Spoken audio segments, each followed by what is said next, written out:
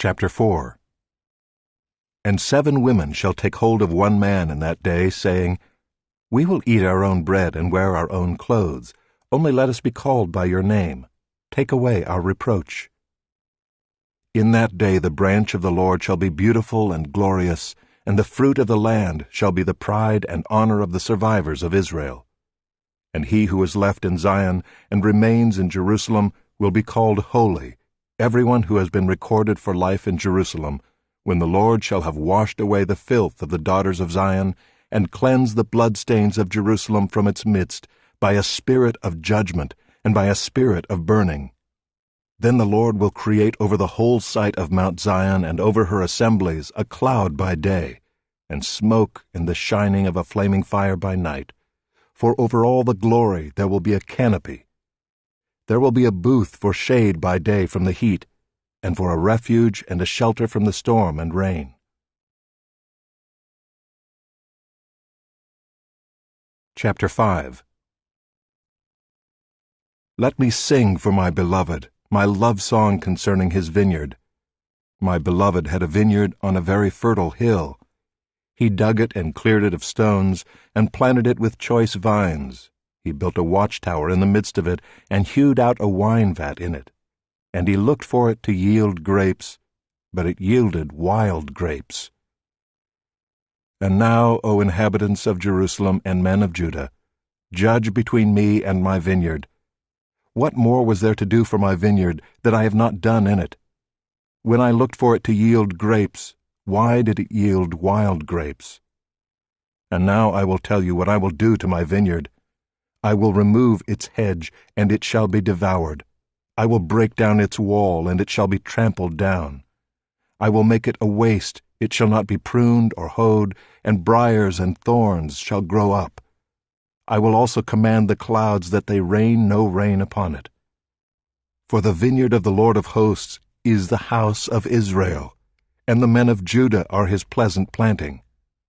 And he looked for justice, but behold, bloodshed, for righteousness, but behold, an outcry. Woe to those who join house to house, who add field to field until there is no more room, and you are made to dwell alone in the midst of the land. The Lord of hosts has sworn in my hearing, surely many houses shall be desolate, large and beautiful houses without inhabitant. For 10 acres of vineyard shall yield but 1 bath, and a homer of seed shall yield but an ephah. Woe to those who rise early in the morning, that they may run after strong drink, who tarry late into the evening as wine inflames them. They have lyre and harp, tambourine and flute and wine at their feasts, but they do not regard the deeds of the Lord or see the work of his hands. Therefore my people go into exile for lack of knowledge.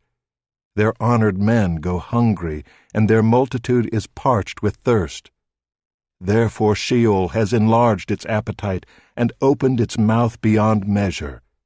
And the nobility of Jerusalem and her multitude will go down, her revelers and he who exults in her. Man is humbled, and each one is brought low, and the eyes of the haughty are brought low.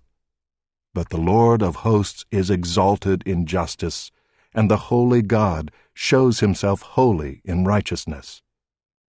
Then shall the lambs graze as in their pasture, and nomads shall eat among the ruins of the rich.